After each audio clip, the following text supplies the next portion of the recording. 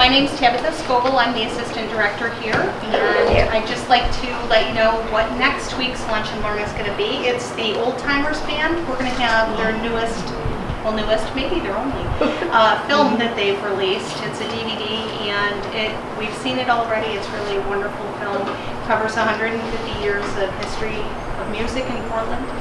So I encourage you to come to that if you can. If you have a cell phone on you, could you please make sure that it's turned to silent so it doesn't go off during the program? And if you didn't sign the book on your way in, could you please sign the book on the way out by the door, right by the clock? Just keep track of where people come from and so on and so forth. I'd like to introduce Tony Kissel to you. He's a local baseball enthusiast and expert, and he's got lots to talk about with the Homer Braves. So thank you for coming, Tony, and I'll turn it forward with you. Okay, thank you. Good afternoon. Thank you all for coming today. Hopefully you'll learn quite a bit about the Homer Braves and about semi-pro baseball as well. And I'm going to try to move along very quickly because there's a lot to cover. They had 17 different seasons, baseball. I don't see any of the former players here today. I've interviewed 3 or 4 of the players who played on the Homer Braves, and I've spoken to several of their ancestors, including the Gardners. It's been interesting to me because this is kind of a recent historical team back when the semi-pro baseball was very popular in the United States. Nowadays, you'd have to really travel all over the place trying to look for a semi-pro baseball team. But basically, let me just define the semi-pro teams so you kind of know what they were. Most of these players had Monday through Friday 9-to-5 jobs. They played on the weekends or they played at night. Some of them got paid quite a bit. Johnny Gee, their best pitcher, got paid like a monthly salary. Don Stager, who played first base, and he's still alive, he lives in Homer, told me that he got paid $15 a game, which wasn't enough to support his family, but it helped with the bills. And the amateur players, say the high school kids, didn't get paid anything because that was against the rules. So a lot of them would work during the week. Dewey Griggs and the team would help support them, find them jobs. They would go to a local employer and say, hey, can you hire this guy because I want him on my team for the summer. Some came here some actually lived with Dewey Griggs and his family. And they would play ball. So it's kind of an interesting time. The title is Dewey Griggs, Chugga Davis, and the Homer Braves of 1939 to 1955. The Homer team was called the Merchants for the first several years because what he did was he went to all the Homer Merchants and he was able to get them to support the team, pay for the uniforms, the upkeep of the field, build the stadium. Homer Municipal Stadium was located where Griggs Field is now, the Little League field. And if you look next time you're there, or if you think about it, it has a very short right field. It's less than 300 feet. So if you were a left-handed batter, you loved playing there. But left field was 500 feet. Nobody ever hit a home run over the fence. A few hit it past the lights, 450 feet, but so that was basically ballpark designed for left-handers. So what Dewey Griggs was, he signed a lot of left-handed pitchers so that they would do that. This photo is a 1949 Braves team, probably the best team they had because they had 16 professional players on the team, either minor leaguers or major leaguers, either former major leaguers or future major leaguers. The history of Homer baseball, these are box scores from 1865, right after the Civil War. A lot of the soldiers came back, and one game was played in Homer. If you know where the elementary school is, that used to be where Homer Academy was, and Cortland County. Back then, there was a academy field behind where the elementary school is today. So Syracuse came down to play Homer. Scores are pretty high, but it shows you how long of a baseball history they have. This is the 1939 Homer Merchants team. This is the first team that Dewey Griggs formed. It was in the Post-Standard newspaper league. Back then, the Syracuse Post-Standard would have different leagues, divisions of semi-pro. You'd have the top leagues, they were the best semi-pro teams in New York State. Then you'd have a lower semi-pro, and then you'd have a weaker semi-pro. And Dewey started, basically all he did was he took the Homer Town team and put them in a semi-pro league. They didn't do very well because they were playing against professionals, minor leaguers, great college players, and these were just basically former graduates of Homer Academy playing together. So Dewey had the bright idea by the end of the year he went and found a minor league pitcher and minor league catcher, and they stayed in his home. He found them jobs, and they became stars in the league. So that kind of like a light went off in his head, and he thought, I've got to get more minor league players so Homer can have a very good team. So, and again, this was sponsored by the local businesses, and most of the players were all local Homer players. They had a charter. It was called the Homer Baseball Club, and it was designed to provide playground facilities. And what's interesting, it was designed not only to have the Homer Braves, but also to have sports and recreation for young men and women in the village of Homer. So they did an awful lot of things year-round besides just have a baseball team. But it was incorporated. They had 40 founding members and chartered, just like a business was. They had expenses. They had a lot of bills. So it was run just like a business. This is the 1940 Homer Merchants. What's interesting is this actually came out of a little blurb. One of the local newspaper banks, First National Bank of Homer, I think, had a little schedule, and on the back was this photo, and it looks like they're out in the field somewhere. You can see the uniforms are kind of raggy, nothing great. They still didn't have a great team, and then everything changed when World War II came along. This is one of the few action photos I ever found in the newspapers. It's got Bud Briggs, Fred Bud Briggs. Anybody heard of him? I think he ran Briggs Funeral Home. But that shows him sliding into third, I guess, against one of the Auburn teams. You can see the ads on the score in the fence behind there. So I thought that was interesting because they showed an action during the game. Back then, it's not like today where they can show you the highlights and the bloopers and everything almost instantaneously. Back then, you're lucky if you could get a photo like this in a newspaper. This is standings of one of the years. You've got Groton, Cortland, Homer, a few others. Sorry it didn't come out too good, but this was called the Southwestern Division. So you had geographically different leagues formed, and Homer would play in various leagues. Because of World War II, the newspaper leagues went out of business. The newspaper almost went out of business, so they couldn't support semi-pro leagues. So Dewey Griggs had to make a decision, and he made the right decision. He formed his own semi-pro league called the Southern Tier League. So what happened was Homer was one of the founding members. You had Groton Coronas, Ithaca, Freeville, Sydney, Binghamton, and a few other teams. And his league was around for close to 10 years. It did really well, and it thrived. It basically, because it survived through World War II, when all the soldiers came back and all the players got ready and everybody wanted to forget about World War II, baseball was like one of the first things they turned to. So from about 1945 to about 1955, semi-pro baseball was like the hottest thing in the summer. Everybody went to the games.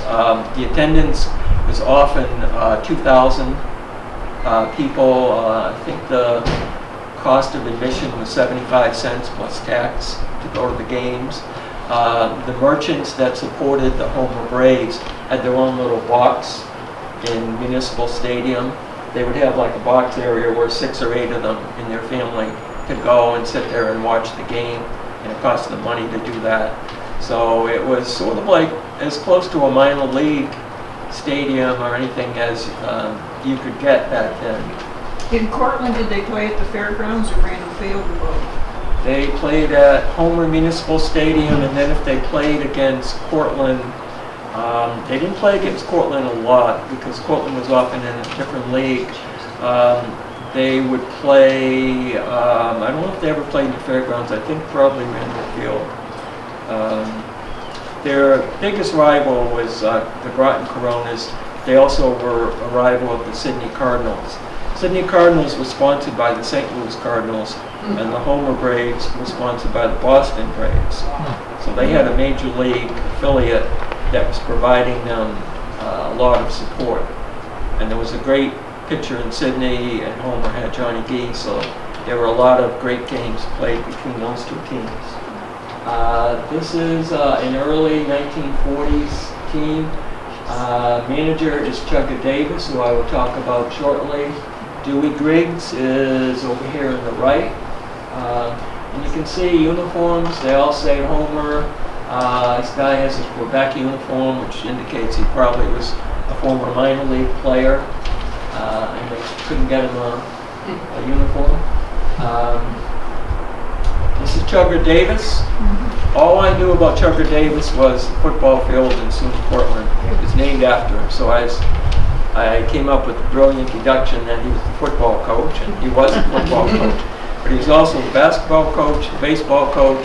He coached the golf team for a while, and he coached the track team for a while. So, that was his passion. He grew up in Missouri, and he had a southern drawl, a southern accent, and he was a minor league shortstop, and he was moving up, I think, the Pittsburgh chain. He could have probably made the major leagues. He was getting to that, but he wanted to coach and become a coach. Ended up at SUNY Cortland. He played for the Cortland semi-pro team before he came to the Homer Braves. But what really helped Dewey Griggs was sort of moving into becoming a scout in the major leagues. So he was all over the place, and he was paid $500 a year to be what's called a bird dog scout, which meant he would just go to games when he could. If he heard about some high school pitcher or something, he would go to that game, and then he would report. He wasn't a full-time scout, but as he became a full-time scout, he needed a good manager for the Homer Braves, and Chugga Davis is probably as good a manager as you get because he was the baseball coach at SUNY Cortland.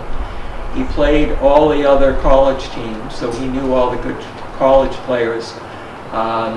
He was an excellent coach. He had winning records in every sport, and also he got his nickname Chugger because during the football practices with his southern drawl, and you can imagine how tough he was with the players.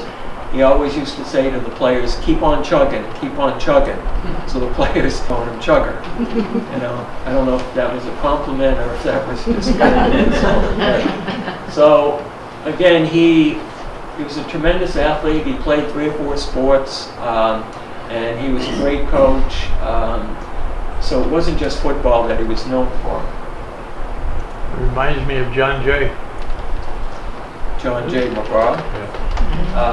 Physique and so His on. stature is Short, yep, powerful. This is the 1944 Homer Merchants. It's not a very good picture. You've got Dewey Griggs right here, Sanders over here. Johnny Logan's right here. I'll get to him in a second. I believe that's Bob Springer.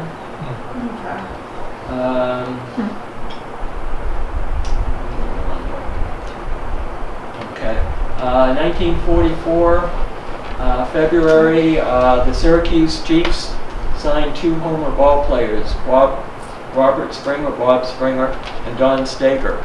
Bob Springer grew up in Homer, and he was a tremendous baseball player and soccer player.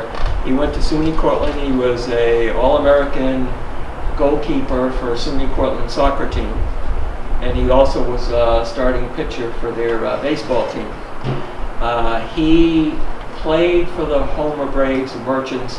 He pitched for the Syracuse Chiefs during World War II, and he broke his ankle in a game, and because of that, his professional career kind of went downhill after that. And many of you probably know that he later was a coach and athletic director at Cincinnati High School for many years. But he was a short, I don't know how tall he was, very short. And he was lucky because the pitching coach for Homer was Ted Kleinens, who was a former Major League left-handed pitcher. Well, the Springer was left-handed, so he learned a lot. Having a pitching coach who was a major leaguer really helped him. And then Don Stager, when I interviewed Don Stager, he said that he never actually played for Syracuse because what happened was he got his draft notice and he ended up going to Florida, and he ended up going to the service, and when he came back out, he ended up going into the minor leagues, and he used to tell me stories about he played, and I forget what league it was, but somewhere out west, some western league with Montana, Wyoming, Minnesota. They would travel all day in a bus, and he got kind of tired of it, and then when he got married and had a family, he realized minor league baseball wasn't for him. He would never make the majors. So when he came back, a guy with all that experience became a star for the Homer Braves, because going from the minor leagues to semi-pro, I mean, he just stuck right out. Plus he was a left-handed hitter, and that right field fence, I kind of joke, even I could have hit a home run over that right field fence. It was so short. And when you see a picture, you'll see what I'm saying. And that's Johnny Logan. Johnny Logan was from Binghamton. He went to Union Endicott High School. Dewey Griggs recognized him because his brother played against Homer. Johnny Logan was a pretty good athlete. In an interview in the Hall of Fame records, so they keep all the information for players, he mentions that he used to get on the Greyhound bus in Binghamton, ride all the way up to Homer when he was in high school, play the game, get on the bus, and go all the way back to Union Endicott, or where he lived. Dewey couldn't pay him money because he was a high school athlete, so what he did was he bought him a nice pair of baseball cleats so he wouldn't keep falling all over the place. And then at the end of the year, supposedly he may have gotten some money under the table. They always had a banquet at the end of the season. They would have a few speakers, and usually the manager or Dewey would be given money as a thank you, usually by the Merchants. So that was a big thing back then. And Johnny Logan, I always thought he was maybe from English descent, Irish descent. If you're into genealogy with a name like Logan, you'd figure English, Irish, maybe Scottish. But it turns out his real name was Logan, L-O-G-I-N. His family was from Russia, and his nickname was Yatcha, which didn't mean anything unless you translate it. It means keep quiet. So it sounds like when he was a kid, his family told him to keep quiet a lot. He was talkative, so I thought that was kind of funny that he would put that in the interview. And also with Logan, he played, I think, 10 or 12 years with the Milwaukee Braves. Was one of the best shortstops. He was on their World Series team. He was a great player, probably one of the best players that ever played in Cortland County. This is from 1946, after World War II. This is from a little pamphlet they had. It's hard to read, but you've got the outfield here. Jack Tuthill ended up becoming a golf professional. Pitchers, Fricano. Mario Fricano was from SUNY Cortland, from somewhere upstate. Ended up pitching in the major leagues. So trivia, how many if you know anyone who ever went to SUNY Cortland that pitched Major League Baseball, that would be Mario Fricano. This guy Ryan, I think he pitched for the Groton Coronas before this. Kleinens was a former Major League pitcher, and you got Bobby Springer. You can see how short he is. Maybe 5'3", which is unusual for a pitcher.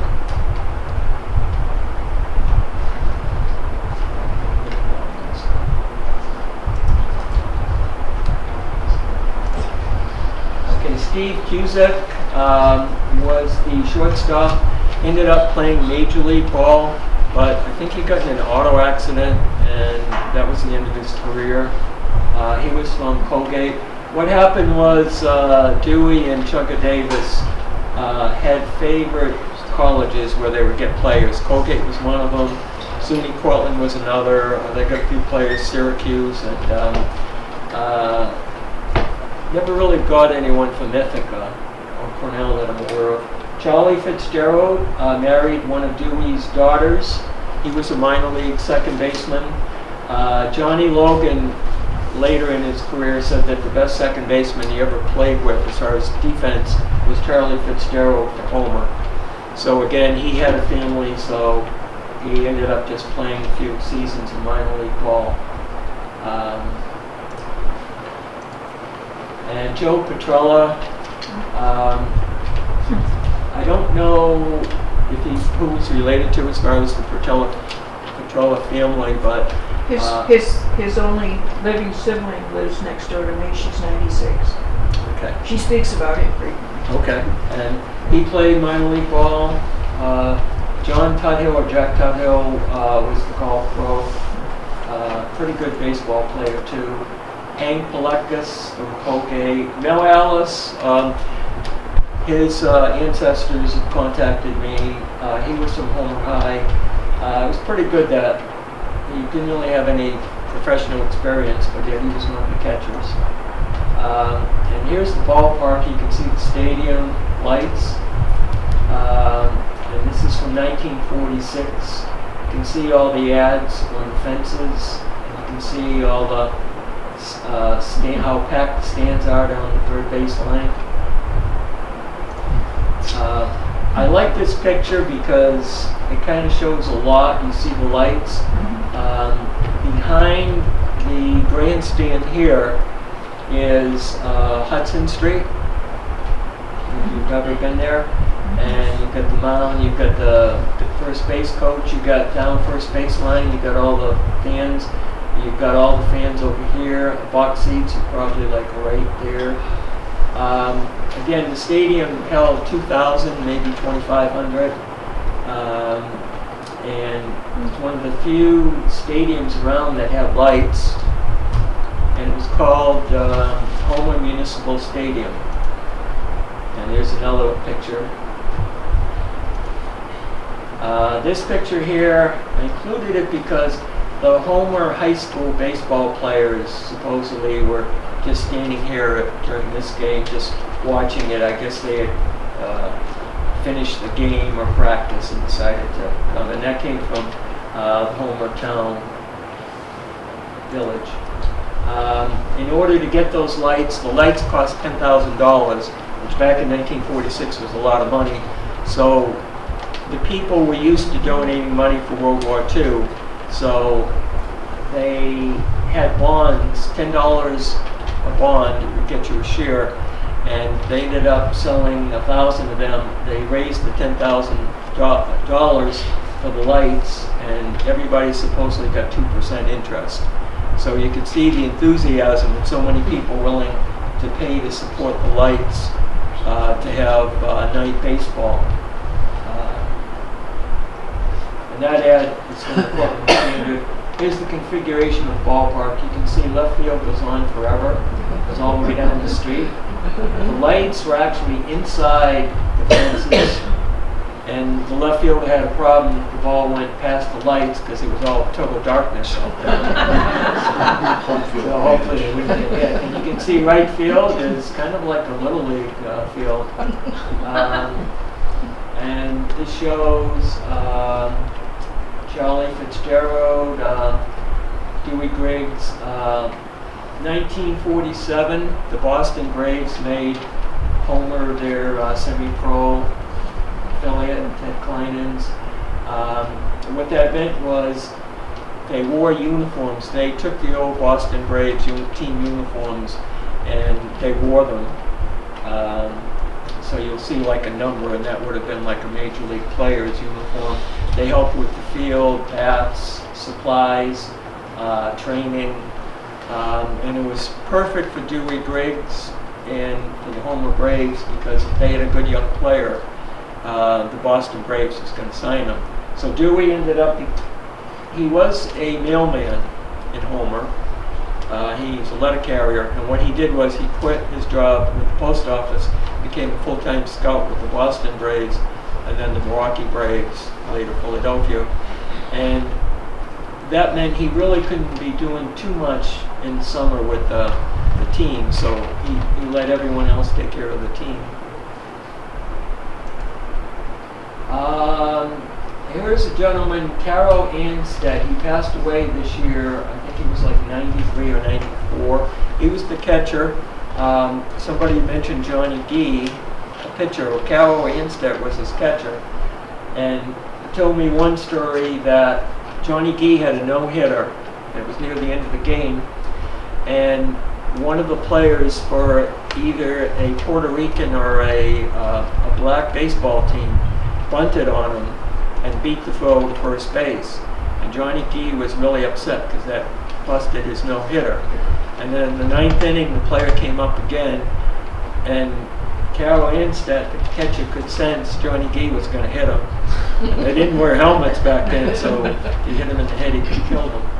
And Carol Anstead went out and begged him for like 5 minutes, don't hit him, we're going to have a riot, it'll be a big fight. So what, he got a hit. Well, so finally he talked him out of hitting him, and so I guess Johnny Gee ended up with a one-hitter. But Carol went into become a stockbroker, and he gave $100,000 to Olean's Little League. And Olean's always had a super Little League ever since that. And he's supported the Little League for years. He worked from home right up until the day he died in his 90s. And he was very proud of that, telling me about all he did in the stock market that day in his 90s. And so it was kind of interesting. He had played, I think he was a catcher for either the Army or the Naval Academy and the minor leagues too. So I include that because it was kind of nice of him to do all that. Some of the teams that came as Homer got better and better, and with the night ball games, here's the Black Yankees taking the leading Homer Braves. They would advertise it at night. So some of the Negro League teams back then would come up here up to Homer in the middle of nowhere to play against the Homer Braves. Minnie Manelso, as a kid, I remember seeing Minnie Manelso with Chicago. I'm a Red Sox fan, so he was always on the other teams. Some people think he should be in the Hall of Fame. He played on one of the black teams here. Willie Mays hit a home run off of Johnny Gee, and it was a really good game, and the final score was like 4-3, and Willie Mays did really well. He's like the only one that could hit Johnny Gee that day. This is Zip Northrop. He was with the Homer Braves for a couple of years. If you've ever watched the movie 12 Years a Slave about Solomon Northrop, I mentioned something in the Homer News. It took me a while to figure out that he was a relative. I think he's the grandson of Solomon Northrop.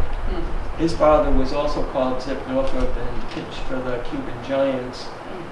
He was a pretty good third baseman for Homer, and he came from Port Byron. And he just played baseball because he liked it, he loved it. And so Dewey had no problem with signing black ball players back then, which a lot of teams wouldn't do, and this is in the 40s when he's playing. Okay, an Italian paper publicized a game from 1948 in September. There was a game between Homer and the Groton Coronas. The game lasted 22 innings. The final score was Homer nothing, Groton nothing.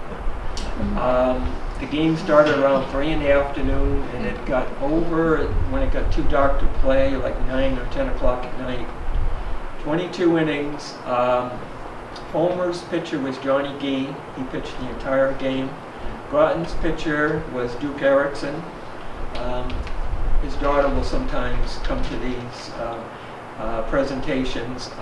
Each of them had a 22-inning shutout. They called the game in the 23rd inning because Johnny Gee got a single, and he told the umpire, if I can get a hit, it's time to call the game. He wasn't a good hitter. So, and Duke Erickson, when I interviewed him, said that a lot of the fans left to go home for dinner midway through the game. And then when they were done dinner, they kept hearing noise in the ballpark down in Ross Field and Groton. I don't know if you've ever been there, but the high school teams play there now. And they all went back to the ballpark to watch the game.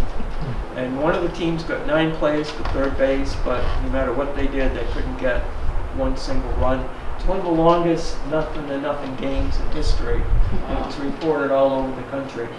And supposedly they both had sore arms for days. And here's the box score.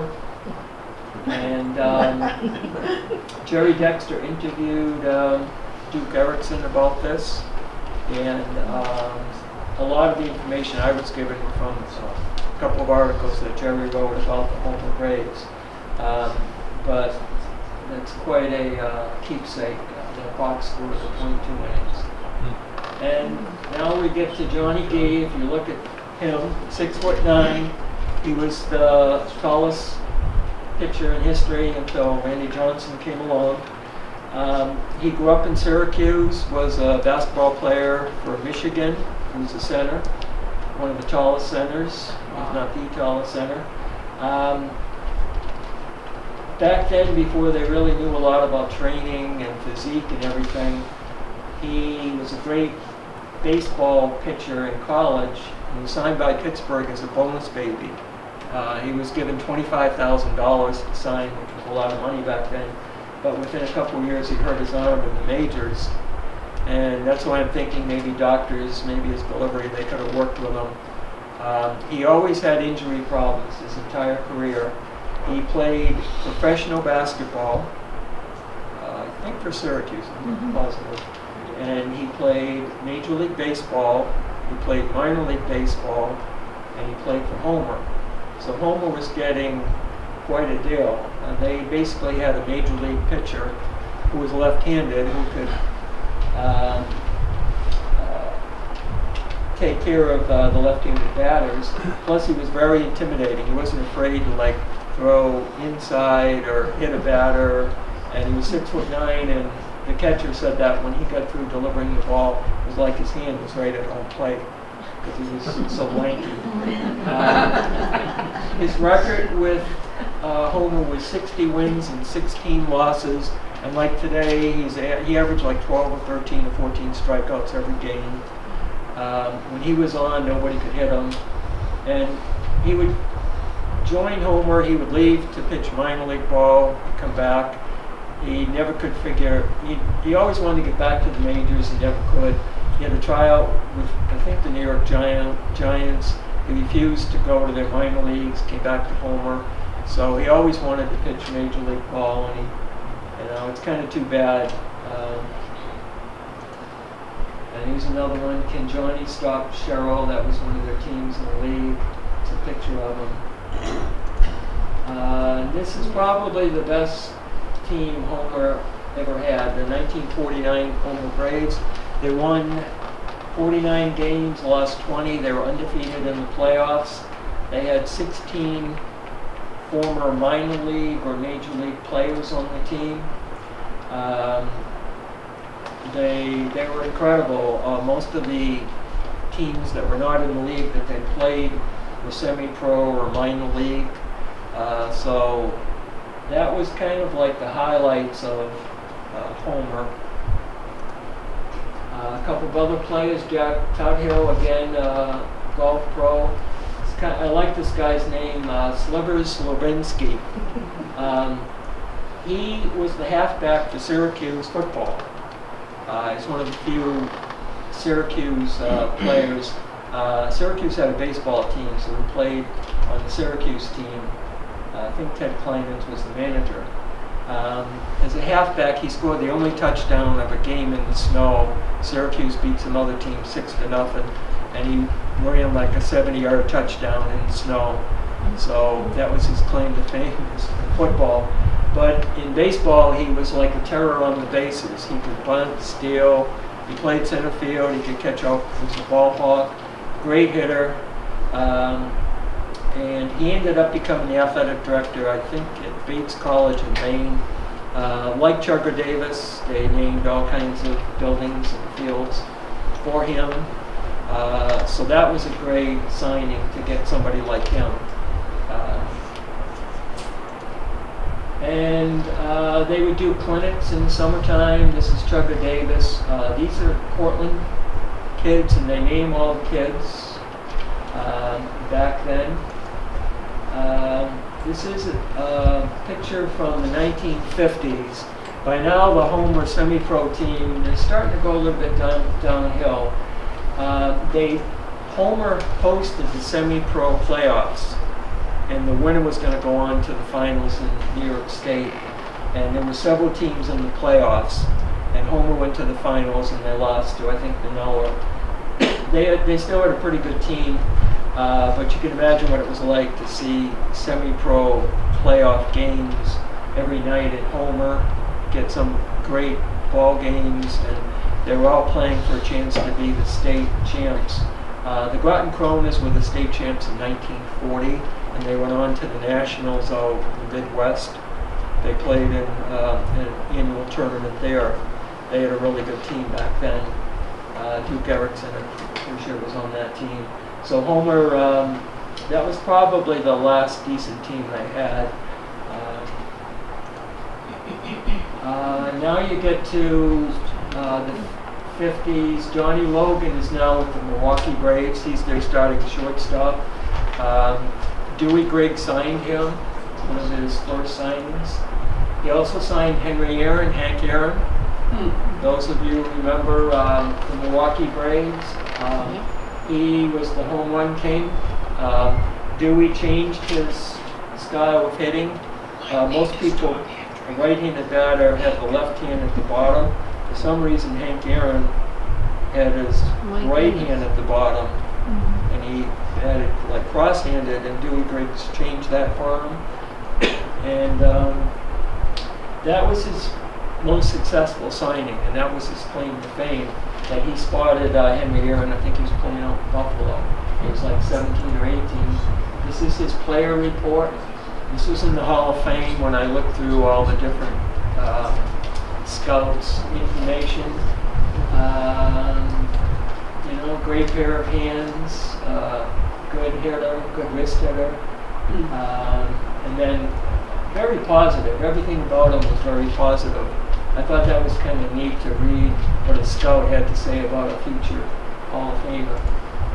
Wes Covington, he was another player that he had signed. Wes Covington was with the Boston Braves at the time. They were down in spring training in Florida. And the scouts and the Braves weren't impressed with Wes Covington. He was only 18, he was out of high school. He had played mostly football, not really baseball. They wanted to just send him home, drop him, release him, get rid of him. And Dewey Griggs found out, and he convinced them to keep the rights to Wes Covington and send him up to Homer. He knocked on the door. He finally got up to Homer in the middle of the night, and they took him in, and he lived with the Griggs family for the summer. He was a great hitter. I think he got like 400 for Homer, hit all kinds of home runs.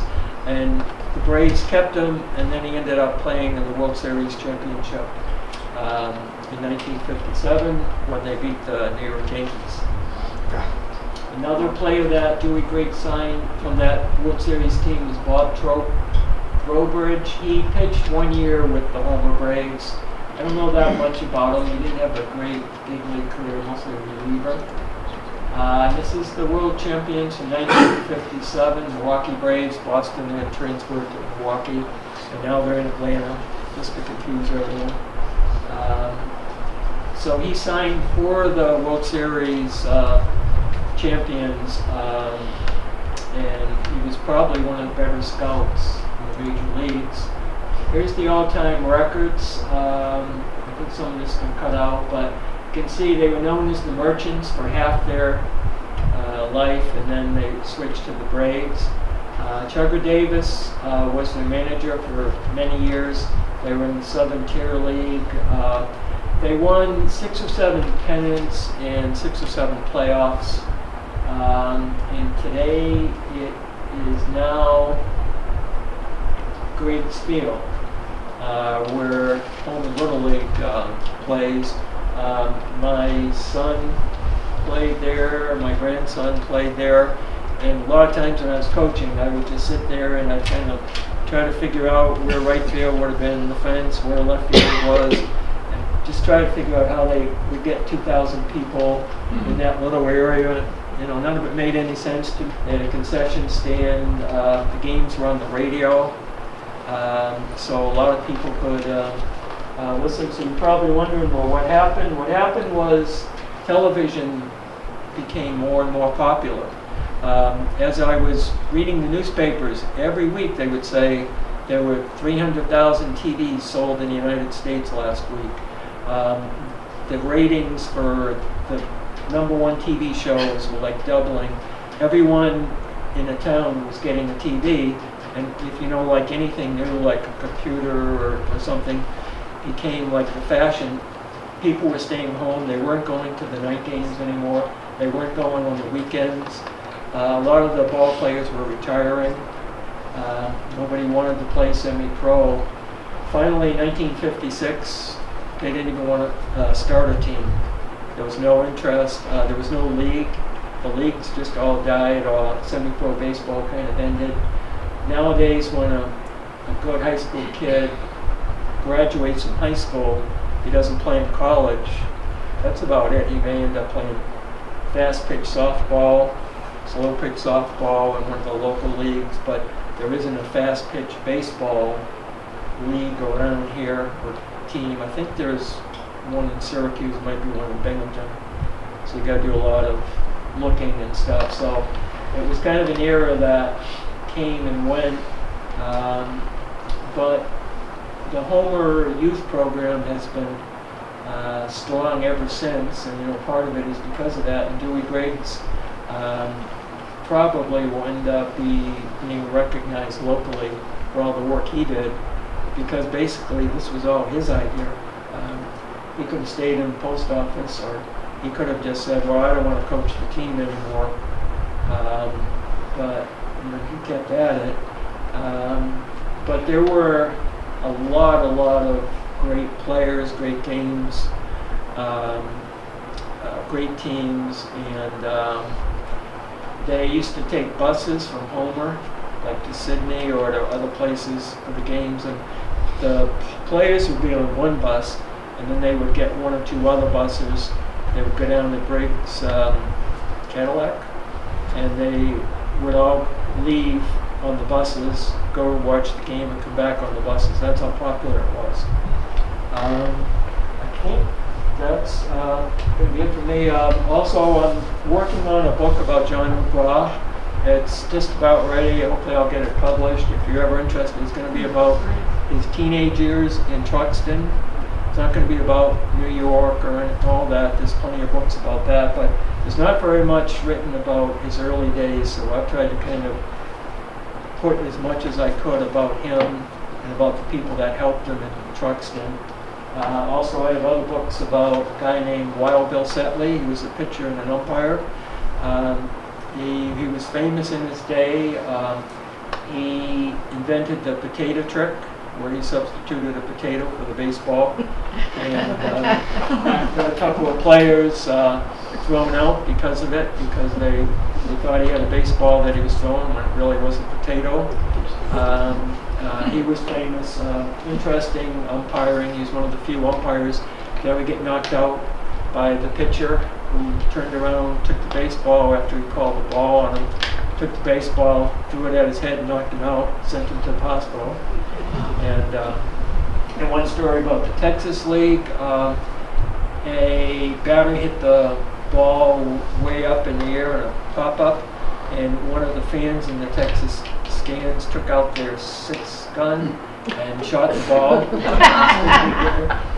So, that, and, but does anyone have any questions about anything that I covered, or the players, or anything?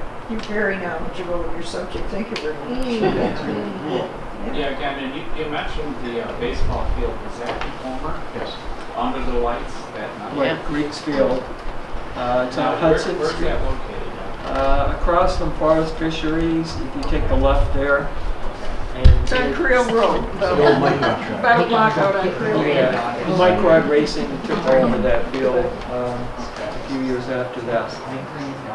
What was the typical price for admission to a game? Did they sell season passes and things like that? I think they did. The admission was 75 cents, and I think 8 cents state tax. They had to add the tax. Did they sell beer at the games? That's a good question. I don't know. I don't know if they had a lot of concessions. I don't have a lot of like memorabilia. I'd love to get like a scorebook. I mean, they're around somewhere. Jared doesn't have one? I don't know. What about uniforms? Do you have uniforms? If you go to the Living History Center in Homer, they have one. And what's interesting, it's got the player's number, but because it was a Boston Braves uniform, the uniform they have, the number would have been a Boston Braves player, and it was worn by somebody from Homer Braves. That's the uniform that they had. They have a few bats and a little bit of information. They were kind enough to trade and swap information with me. Has anyone written a book on the players that Greg's found in general? No.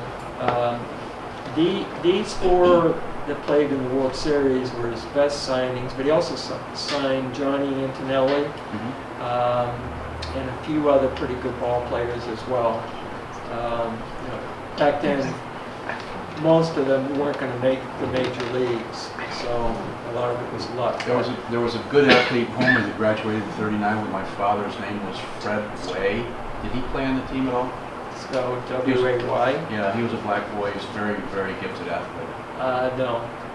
No, I have also, if you're interested, I have the information about their seasons, and I also have the records, season records from the box scores of every player, the statistics. Because it's kind of interesting to me how the team went from local Homer players to all of a sudden players from all over the place. And who's left that played on the team, you know, that hasn't passed away? Don Stager just passed away, I believe, right?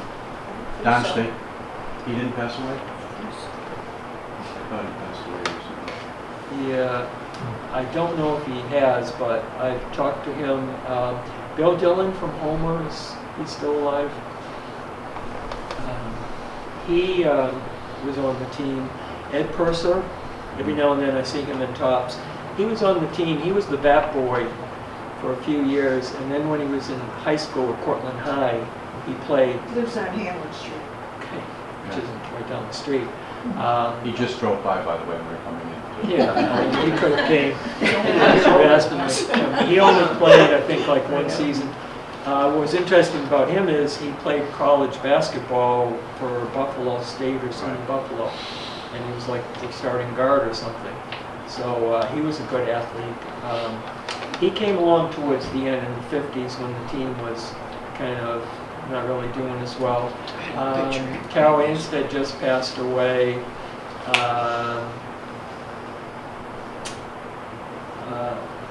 Kurt Gardner, when did he pass away? Was it 4 years ago. 4 years ago. So any of the players would have been in their 90s now. They're still alive. Right. So it's kind of unfortunate that something wasn't done 20, 30, 40 years ago. Louis, did you ever go to a game as a child? Yeah, I went to a lot. Did you? We used to ride our bikes up over Bensville. Locust Hill, come down Hudson Street. Okay. I saw a scorecard there with Willie Mays, his name was Willis Mays on the scorecard. We used to stand outside and get the foul balls and bring them in. That's how we got in. We didn't have 75 cents. They'd give us money for it. Nowadays, they collect the balls, but we used to bring them in.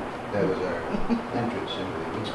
Yeah, and you could think, I mean, you've got the street right there, so a lot of the foul balls, I mean, you're right there. And And that short right field, that Logan, he'd hit it over that fence every time or off the fence. yeah, He was Johnny Logan over there. Yep, yep, and so it's kind of interesting because you had high school players, college players, local players, ringers like minor leaguers who come in, former major leaguers, future major leaguers. You might have a 16-year-old playing next to a 38-year-old. So, and also Chugga Davis, someone told me that when he used to run out to play third base, he used to run out from the dugout and do a somersault because he was very athletic, and he would do a somersault on his way out to third base. So that was for a front flip or something. So I thought that was kind of neat. I think there are probably a lot of kids or people that remember John D. up at high school and how formidable he would look. You didn't misbehave when you were at the high school when John D. was principal. No. He said, sit down and shut up. And they did. I have a program of the Homer Braves and McGraw when they played each other, and it lists the players and who sponsored each player. And it's interesting because most of the program is made up of advertising of the merchants that were sponsoring the Homer Braves and the McGraw team. Sure. McGraw had a pretty good town team. I don't know if it was ever semi-pro. No, the other name was Tom. I noticed you have town teams listed in one of those columns, and it was even Groton/Pruville. Well, Yep. if you sneeze or close your eye for a minute, you wouldn't know where Pruville was anyway, so. Right. Had no clue where the baseball diamond was. And Freeville had a team too, which is in the middle of nowhere. I didn't know where their diamond would be either. Ithaca had a lot of different teams. And I guess John Steger mentioned he played semi-pro or for Ithaca City League too. And he would make some money there too. So you didn't get paid a lot to do all this. So. Is this John Stager from the Colebrook Road? Yes. Yep. Yeah, maybe he didn't pass away. Maybe they just had a significant wedding anniversary. Maybe they had their 65th or 70th wedding anniversary. His wife Connie, I know She did a lot of work in the Historical Society Yeah. for us years ago. yeah, so, but I used to be their insurance agent 36 years ago when they were young and I was young. And he had mentioned the Homer Braves and about playing minor league ball, and it kind of went in one ear right out the other. And then 20 years later, all of a sudden I thought, I should do something, learn some more about that. So. Do you know if they had any reason for that company to be in Homer as well as the Homer Braves? Was there a relationship between the team and the bat manufacturer up on Route 11? Probably not. I think they had some kind of a deal with the major league clubs or with the major bat companies. I've never been able to get too much information about them, but I don't think it had too much to do with Homer. I mean, that's all I'm 64 years old. That's all we had as children was common bats. I mean, we didn't have Louisville Sluggers. We had common bats, and somebody brought a Louisville Slugger. We got thrown over the fence up at the elementary school where we played our baseball with prop balls. Yeah.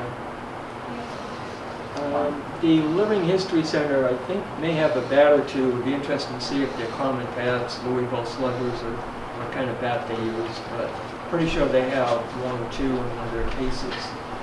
I have a couple of Homer bats. Common. Yeah, they have a couple here too. Donated. So again, if anyone's interested, you're welcome to take one of these. And there's 40 charter members in the Homer Baseball Club, which was a lot of the people that backed baseball team, business people. Again, if anybody ever finds information or something, I'd always be willing to get more information because never been able to find a lot of the things that I'd like to find. Some of the team pictures, a lot of them came from Jerry Dexter, but I think the Homer Historical Society probably should get some more, as well as Cortland. If you're ever interested in your John Jay book, I would be first in line to purchase one. I'll But definitely publicize it. It should be soon because I want to kind of put this. I have when the Giants played in Truxton in 1938, I have a program with all the autographs of the players that played with the Giants and the local team. I'd be interested in showing it to you if you want. Okay, sure. If I could ever. A very good friend that is sitting in the audience here. I stole it from her. Okay. Still laughing. She's still there. I had a feeling that was gonna come. I have a little question, just kind of random. It was such a big deal and so well organized and so popular.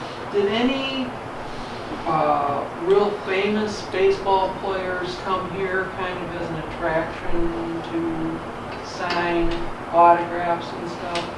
Like Babe Ruth or... The major league teams did come, but a lot of the New York teams Giants that did. played, yeah. I mean, the Giants did because of John Jay McGraw. They gave their uniforms to the Homer's players. played a lot of teams that had former major league players on them, or future major league stars, because they played hundreds of teams. And again, they had a lot of the players from the Negro leagues that came. You had players from semi-pro teams like from New York City and elsewhere. A lot of the pitchers were great pitchers, but it's kind of off the beaten trail here as far as a lot of the, say, superstars. The thing that made me ask is my cousin was the private nurse to Babe Ruth. And she traveled with him a lot to these small towns all around because he just loved the kids so much. And because he'd been an orphan. And so your presentation was excellent, and it just started making me think, gee, I wonder if he traveled around, or I wonder if there was a circuit of like the famous ones after they retired. Well, John Morgan used to have the dinner that he did once a year that he brought. He did bring somebody in as like the guest speaker. Right. And there'd be a famous player or two here, and they would sign, and the kids would go. That was just the Elks, I think, right? Something like that, They yeah. did the Yeah, same it was thing fun, over in yeah. Auburn too, when I was a child growing up, with football players and baseball players from 50s and 60s. Years ago, they used to barnstorm after the major league season finished to earn extra money. So a lot of teams did come to small communities throughout the United States. Somebody from Cincinnati had mentioned they think Babe Ruth may have come near one time for autographs, but they weren't sure. So that would take a lot of digging and looking up to try to figure it out. You have to find, We're you have to asking find my more cousin. old people.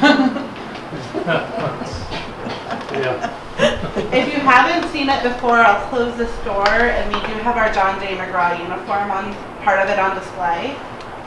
Also, if you're interested in baseball and you'd really like to help support us, this September 19th, we're having our second fundraising dinner. It's $50 admission, but half of that price is tax deductible. And we're going to be talking about Cortland's great baseball players, and they're working on some entertainment. It's sure to be a really fun night. Last year we did music with the Dillon Brothers, and everybody had a great time. Are you going? So if you're Absolutely. interested, definitely see us. I have tickets.